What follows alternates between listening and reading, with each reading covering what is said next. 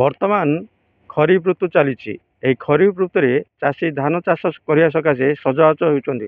କିଏ ତ ତଳିଗରା ପାଇଁ ସଜାଡ଼ି ହେଉଥିବା ବେଳେ କିଏ ଧାନ ବୁଣି ଧାନ ଚାଷ କରିବା ପାଇଁ ପ୍ରସ୍ତୁତି ହେଲେଣି। କିନ୍ତୁ ବର୍ତ୍ତମାନ ଚାଷୀଙ୍କୁ ଧାନ ଆବଶ୍ୟକତା ରହିଥିବାରୁ ପଡ଼ୋଶୀ ଆନ୍ଧ୍ରରୁ ଧାନ ବିହନ ଆଣିବାର ଦେଖିବାକୁ ମିଳୁଛି।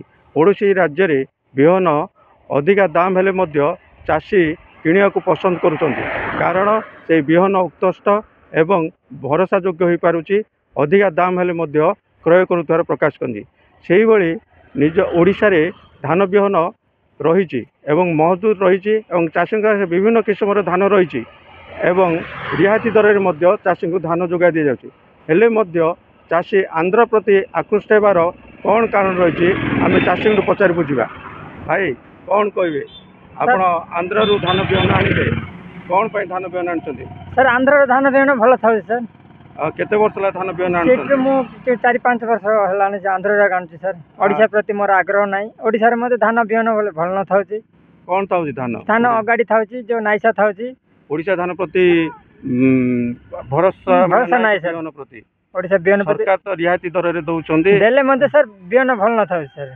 କେଳି ବାଳୁଙ୍ଗା ବାଳୁଙ୍ଗା ପରି ଅଧିକ ଥାଉଛି ସାର୍। ଆନ୍ଧ୍ରରେ ସଫାସୁତୁରା ବିହନ ଥାଉଛି, ଅଧିକ ଅମଳ ହେଉଛି ସାର୍।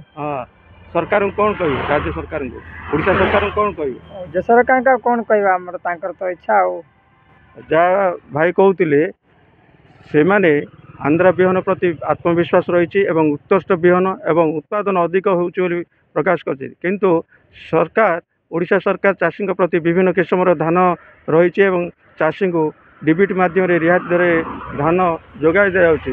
ହେଲେ ମଧ୍ୟ ଚାଷୀ ଆନ୍ଧ୍ର ପ୍ରତି ଆନ୍ଧ୍ରରୁ ବିହନ ଆଣୁଥିବାର ଦେଖିବାକୁ ମିଳିଛି। କ'ଣ ଆସିଛନ୍ତି? କେଉଁଠିକି ଆସିଛନ୍ତି? କି ଧାନ କିଣିଲ?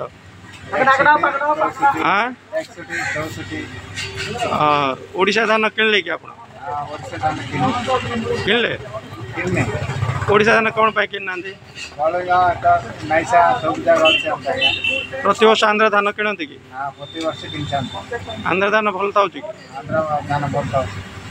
ଓଡ଼ିଶା ସବସିଡି ମିଳିଲେ କିଣୁନାହାନ୍ତି କି? ଦେଖନ୍ତୁ, ଓଡ଼ିଶା ଚାଷୀ ଆନ୍ଧ୍ର ବିହନ ପ୍ରତି ଆକୃଷ୍ଟ ହେବାର ମୁଖ୍ୟ କାରଣ ହେଲା ଯେ ଓଡ଼ିଶାର ବିହନର ଚାକଚକ୍ୟତାକୁ ନେଇକରି, ଆନ୍ଧ୍ର ବିହନର ଚାକଚକ୍ୟତାକୁ ନେଇକରି ଚାଷୀ କେବଳ ଆକୃଷ୍ଟ ହେଉଛନ୍ତି ଗୋଟିଏ କଥା। ଅନ୍ୟ ପକ୍ଷରେ ଦେଖିବାକୁ ଗଲେ ଯଦି ଧାନର କଥା ଚିନ୍ତା କରିବା, ପାରଳାଖେମୁଣ୍ଡି ହେଉ କି ଗଜପତି ଜିଲ୍ଲାରେ ହେଉ, ଯେଉଁ ଗୋଟେ ବିହନ ଉତ୍ପାଦନକାରୀ ସଂସ୍ଥା ଅଛି, ଓଡ଼ିଶା ସିଡ୍ସ କର୍ପୋରେସନ୍ ଅଛି, ସେମାନଙ୍କ ଦ୍ୱାରା ସିଡ୍ ଗ୍ରୋୟର ଅଛନ୍ତି, ଯେଉଁମାନେ ବିହନ ଉତ୍ପାଦନ କରୁଛନ୍ତି। ସେମାନେ ଅନ୍ୟାନ୍ୟ 80 ଜଣ ବିହନ ଉତ୍ପାଦନକାରୀ କୃଷକ ଅଛନ୍ତି। ପାଖାପାଖି 300 ହେକ୍ଟର ଜମିକୁ ଆମେ ବିହନ ପାଇଁ ବାଛି ନେଇଥାଉ ଏବଂ ସେଇଠୁ ଧାନ ମଧ୍ୟ ସଂଗ୍ରହ କରାଯାଇଥାଏ। ସେ ଧାନ ଅତି ଉଚ୍ଚମାନର ବିଭିନ୍ନ ପ୍ରକାର ବୈଜ୍ଞାନିକ ପଦ୍ଧତିରେ ଧାନକୁ ଆମେ ଅମଳ କରୁ, ଯେଉଁଟା ସେମାନଙ୍କର ମାପଦଣ୍ଡ ଥାଏ, ମାନଦଣ୍ଡ ଥାଏ। ସେ ମାନଦଣ୍ଡ ଅନୁସାରେ ଚାଷୀମାନେ ତାକୁ ଉତ୍ପାଦନ କରିଥାନ୍ତି ଏବଂ ତା ପରୀକ୍ଷା ନିରୀକ୍ଷା ପରେ ହିଁ ସେଟାକୁ ଫାଇନାଲ୍ କରାଯାଇଥାଏ। କିନ୍ତୁ ପ୍ରକୃତରେ ଯଦି କହିବାକୁ ଯିବା, ତାହେଲେ ଆନ୍ଧ୍ର ବିହନ ପ୍ରତି ଆକୃଷ୍ଟ ହେବାର କାରଣ ହେଲା କେବଳ ଚାକଚକ୍ୟତା ଛଡ଼ା ଅନ୍ୟ କୌଣସି ଉପାୟ ନାହିଁ। ଚାକଚକ୍ୟତାକୁ ସେମାନେ ଦେଖିକରି ହିଁ ପ୍ୟାକେଟ୍ କଥା ହେଉ କିମ୍ବା ଯେଉଁ ବିହନର ସ୍ୱଚ୍ଛତାକୁ ଦେଖି ସେମାନେ ଆକୃଷ୍ଟ ହେଉଛନ୍ତି। କିନ୍ତୁ ମୋଟାମୋଟି ଭାବେ ଦେଖିବାକୁ ଗଲେ ଓଡ଼ିଶା ବିହନ ତା ସହିତ ସମାନ ଏବଂ ଭଲ ବିହନ ବୋଲି ମଧ୍ୟ ମୁଁ ଆପଣଙ୍କୁ କହିବି। ଗଜପତିରୁ ବିହନ ବେରା, କିରାଞ୍ଚଳ ଲାଇଭ୍। ତେବେ ଏଭଳି କିଛି ଗୁରୁତ୍ୱପୂର୍ଣ୍ଣ ଖବର ଦେଖିବାକୁ ଚାହାନ୍ତି, ଆମ ଚ୍ୟାନେଲକୁ ଲାଇକ୍, ସବସ୍କ୍ରାଇବ୍ ଓ ସେୟାର କରନ୍ତୁ।